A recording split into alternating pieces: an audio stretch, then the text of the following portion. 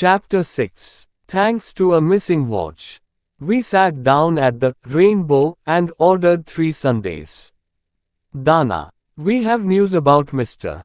Stone, I said. Yes, although it's a very long story, Paul added. We told her everything, the news on the comet and the intergalactic meetings, our plan to spy on Mr. Stone. Finally, the teacher's sad story. Dana's expression went from surprise, to worried, to ashamed, during our tale. Our class must be much nicer to him, she said. But this comet, maybe aliens will come to Earth. Dana, please? I don't even want to hear the word, alien. I exclaimed. Let's keep our eyes open for people in need, not for aliens. Paul added. Okay, sorry, said Dana. From the window of the ice cream parlor, I noticed that it was already dark. I looked at the time, my watch wasn't on my wrist. Oh no, my watch, I exclaimed. Then I remembered. I left it in the gym. I took it off at recess, to play volleyball. I must go and get it. But, Jenny? I'm sure that the janitor will find it and put it in a safe place, said Paul. I don't trust him. That watch is so important to me. It was a gift from my grandfather.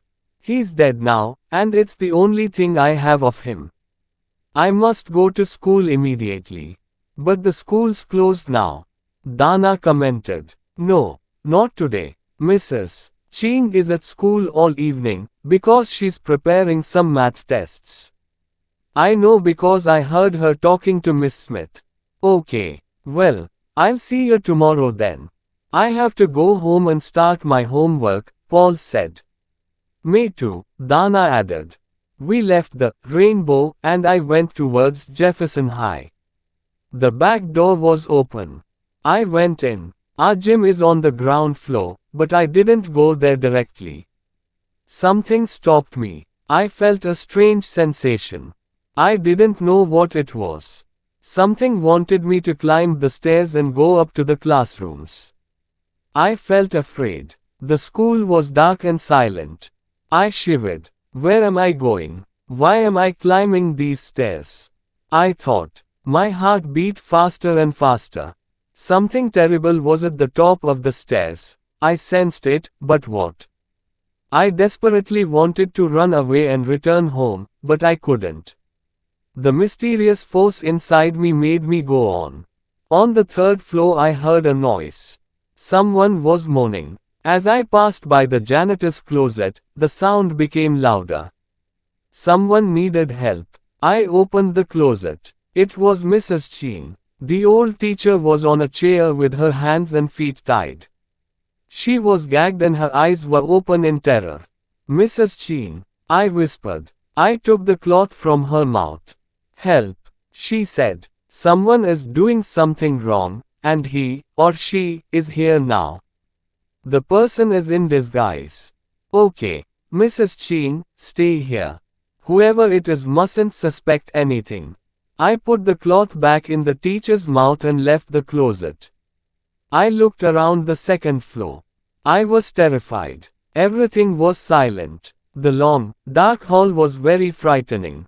Then I noticed something. A light was on in the computer room. I crept to the door. Someone inside was working on a computer. I could hear fingers clicking on the keys. Slowly, very slowly, I opened the door. Just a crack. It was Mr. Adams. He was typing a kind of code on the screen. Was it a password? Then he took a small, plastic object from his pocket. It looked like a key. He inserted it in the diskette slot. The screen blacked out, it flickered. Then something appeared. It was the face of an alien. The alien had a green head and big, red eyes. It didn't have hair and it didn't have a nose. Its mouth and ears were very small. Then Mr. Adams put his hands on his head. He was pulling at his hair. It started to come apart. He was taking off his hair, and his face. A green, bald head surfaced. I realized that he was identical to the alien on the screen. He put his face on the computer table. Then the false Mr. Adams started talking. Clereg calls base. Clereg here. Clereg calls base. All tank Pilex, Clereg. How is your mission proceeding?